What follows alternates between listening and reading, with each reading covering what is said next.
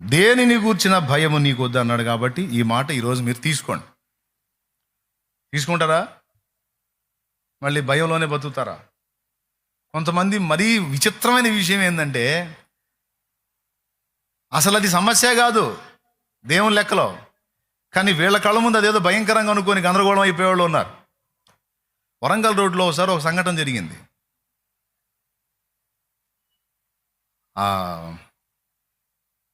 వరంగల్ రోడ్లో క్రైస్తవుల్లో ఎవరో ఒక చనిపోయింది, జంటో లేడీయో చనిపోయింది పల్లెటూరులో.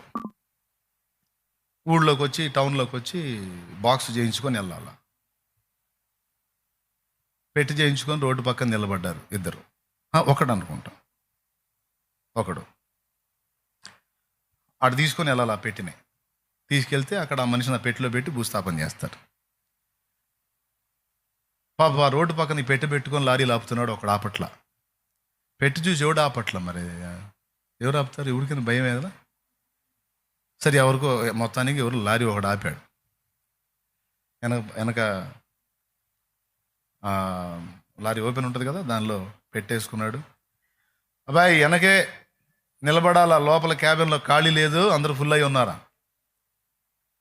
సరేలే పర్వాలేదు, వెనకే నిలబడతాలే, పెట్టిని వేసుకొని ఇచ్చావు ముందు చాలు అని. ఏ ఊరు బాల ఫలానా ఊరు దగ్గర ఆపితే చాలా దిగిపోతాను. సరే ఎక్కాడు. కొంచెం అట్లా లారీ ముందుకు సాగింది. వానకు తడుస్తున్నాడు వీడు. ఆలోచన చేశాడు, వాన జల్లు పడుతుంది కదా, ఇప్పుడు ఎట్ట చేయాలని ఆలోచిస్తే ఎక్కడ ఎంత లారీ వెనక ఆ డోమ్కి ఎంత అనుకున్నా జల్లు కొడతాను. పెట్టి చూశాడు, పెట్టి ఐడియా వచ్చింది. ఓ పని చేస్తే పోయిద్దిరా గొడవ లేకుండా అని పెట్టి మూత తీసి పెట్టిలో పండుకొని మూత వేసుకున్నాడు.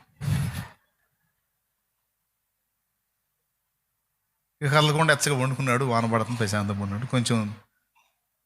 కొంచెం దూరం పెట్టి వాన ఆగింది. ఇంకొక ఇద్దరు ఎక్కారు లారీలో. బాయ్ లోపల క్యాబిన్లో ఖాళీ లేదురా బాయ్, వెనక ఎక్కాల్సిందంటే ఏం పర్లేదు ఆపో ఎక్కుతాం అని ఇద్దరు ఎక్కారు వెనక లారీలో. వాళ్ళు ఎక్కేటప్పుడే చూసారా పెట్టే డౌట్ వచ్చింది వాళ్ళకి, ఏందో సమస్య శవం పెట్టిలాగా ఉంది అని.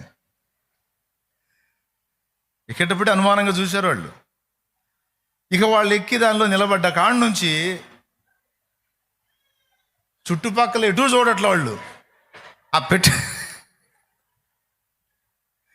దేవునికి స్తోత్రం, పెట్టికెళ్ళలేదు.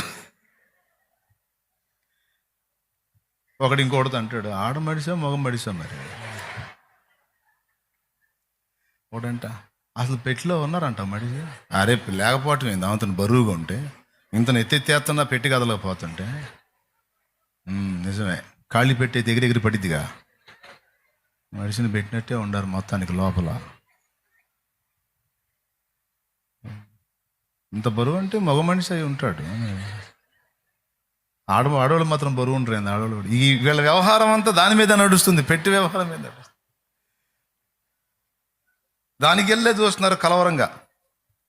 ఈ లోపల పడిన డౌట్ వచ్చింది, వాన వస్తుందా ఆగిందా అని. వీళ్ళు ఆ పెట్టికెళ్ళే చూస్తూ ఉన్నారు. వాడు చిన్నగా పెట్టి మూత కదిలించి తల కొంచెం అట్ట బయట పెట్టాడు.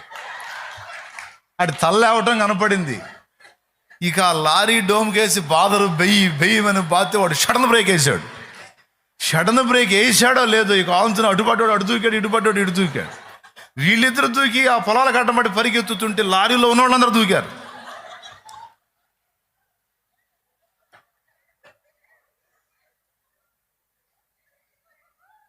ఏంది ఇంతలో పరిగెత్తున్నారు? వాళ్ళకి ఏం కనపడింది లారీలో? ఈ లారీకి ఏమైందని వాళ్ళు పరిగెత్తడం వాళ్ళు.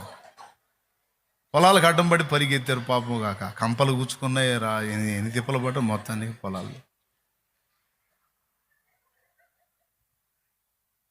ఏందిరా ఇంత సడన్గా బ్రేక్ వేసాడు అని చెప్పి వీడు చిన్నగా పెట్టిలోంచి బయటకు వచ్చి వీడు ఒక్కడ నిలబడి చూస్తున్నాడు ప్రేతాత్మలాగా.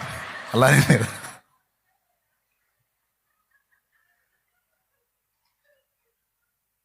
లారీ డ్రైవర్ అడిగాడు వెళ్ళండి, ఏందిరా అంతలోనూ పరిగెత్తారు? ఏంటంటే పరిగెత్తగా శవం అంటావు ఏంది, పెట్టిలో శవం ఆంతుని లెగితే అన్నాడు. వాడు శవమేనా?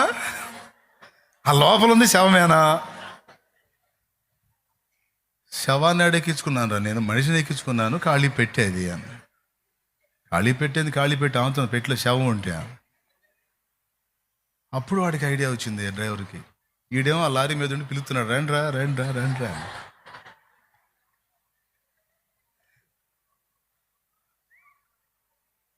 అప్పుడు చెప్పారే, వాన జల్లు పడింది కదా, వానకి తట్టుకోలేక అక్కడ పెట్టులో పండుకున్నట్టున్నారా, మీరు బలేవాళ్ళలాగా ఉన్నారు, మీరు 10 రూపాయలు నన్ను జాబు కొట్టారా మీరు అని చెప్పి చిన్నగా లారీ దగ్గరికి పోతే ఈడు అంటున్నాడు పైన, ఏంది అట్ట పరిగెత్తారు ఏందే అంటున్నాడు. ఈడి దెబ్బగా పరిగెత్తారా.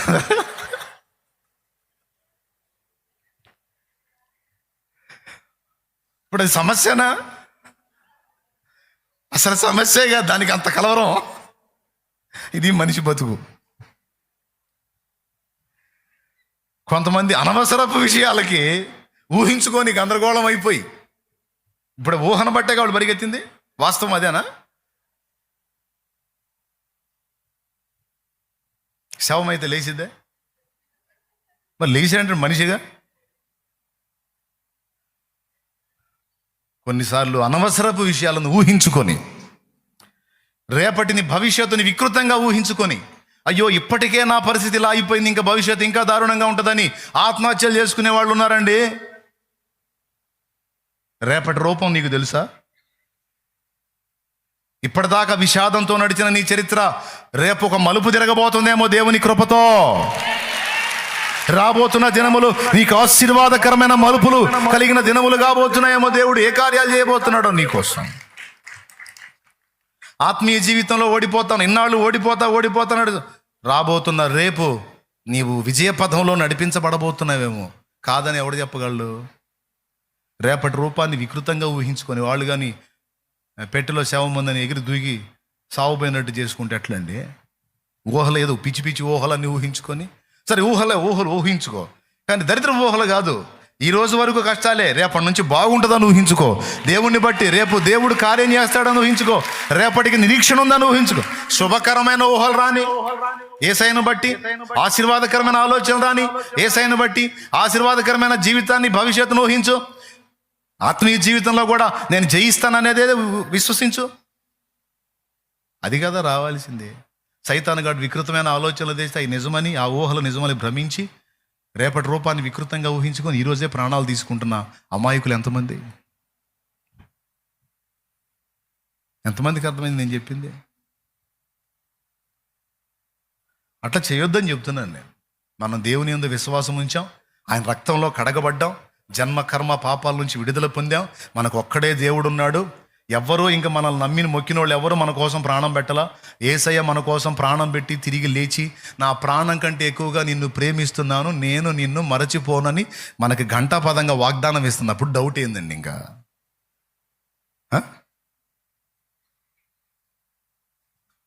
అరే ప్రాణం పెట్టినా నమ్మకపోతే ఎట్ట నువ్వు అంటాడు ఆయన. ప్రాణం పెట్టినా నమ్మకపోతే ఎట్ట నువ్వు అంటాడు.